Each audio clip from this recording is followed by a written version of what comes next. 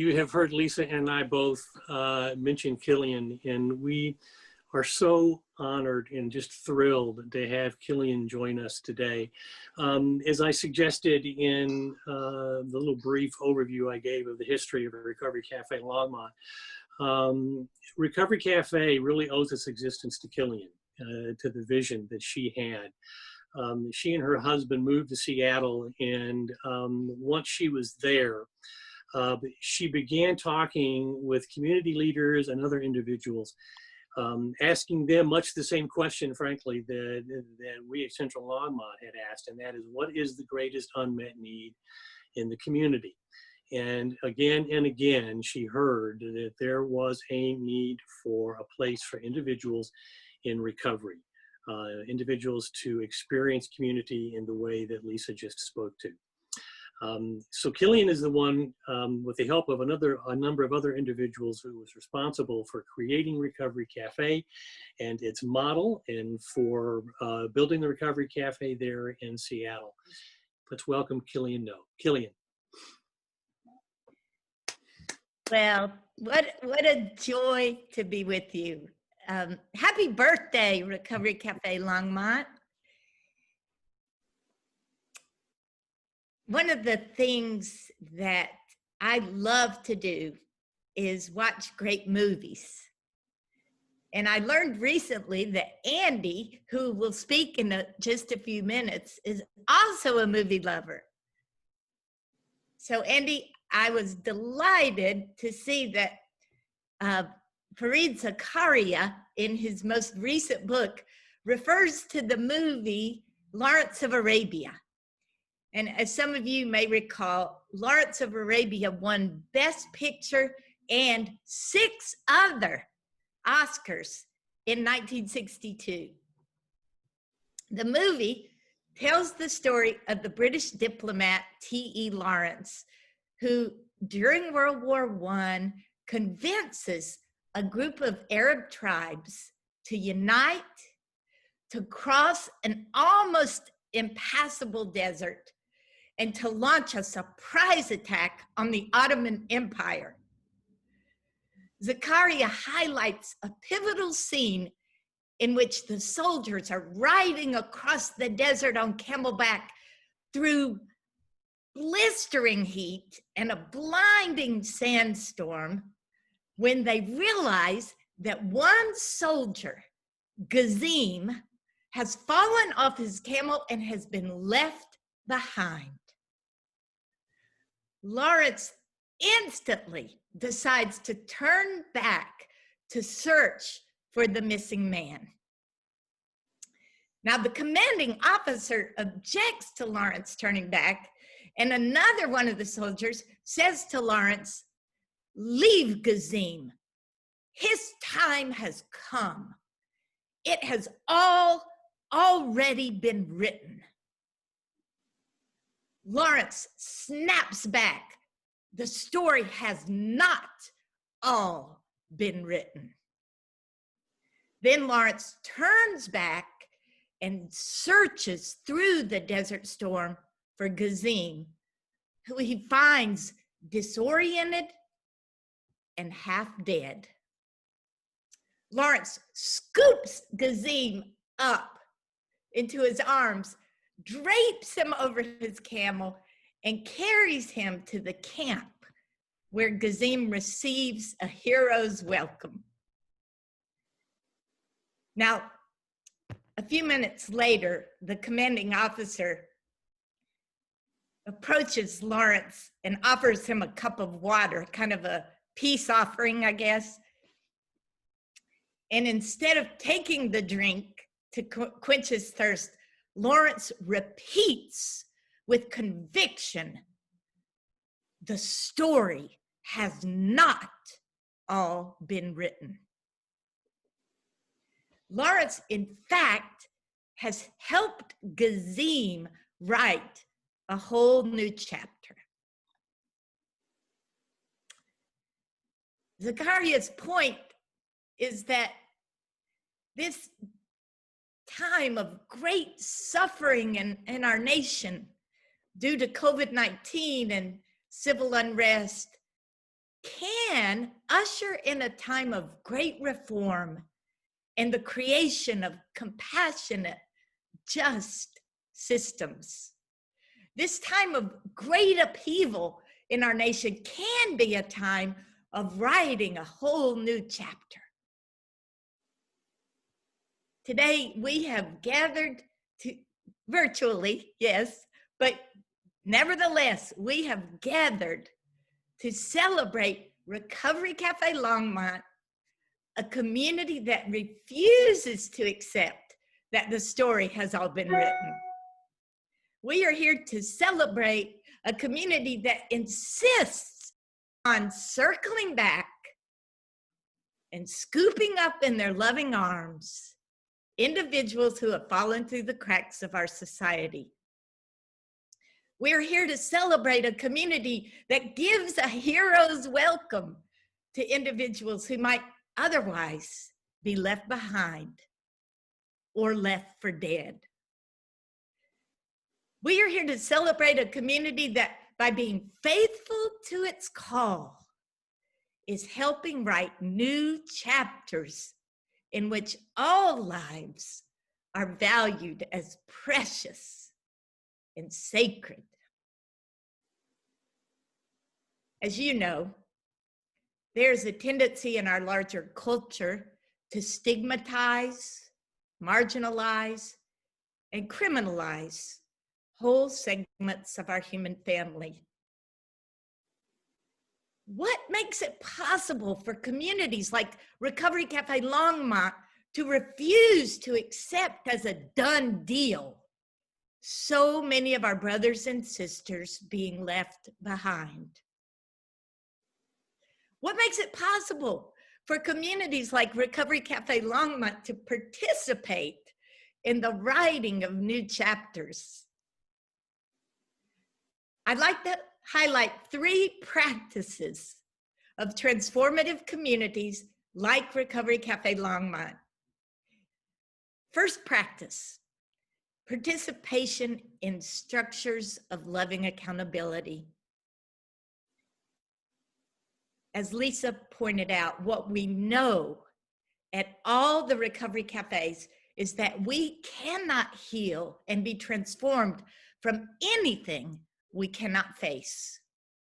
And as Richard Rohr reminds us, what does not get transformed gets transmitted to the next generation and the next and the next. So we all need structures of loving accountability in which we can do our inner work. At Recovery Café, the structures that hold the facing of our past and the transformation of our future, these structures are called recovery circles. They are the places where we practice honesty and forgiveness, where we examine our destructive patterns and practice new healthy behaviors. One woman shared in my recovery circle, "I have finally come to forgive my abusive father, not because he asked for my forgiveness, but because I know I will never be free as long as I am holding on to hatred and resentment." Perhaps it goes without saying, our nation needs recovery circles, or our own version of South Africa's Truth and Reconciliation Committees to help us face the truth of our racist past and the many ways that racism is embedded in our current institutions, systems, and assumptions. Another practice at the heart of Recovery Café Longmont and all the recovery cafes making up the Recovery Café network is the practice of valuing everyone as a contributor. As Lisa pointed out,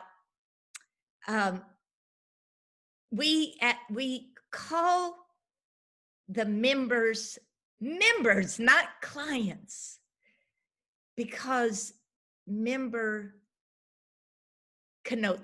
the word member connotes belonging.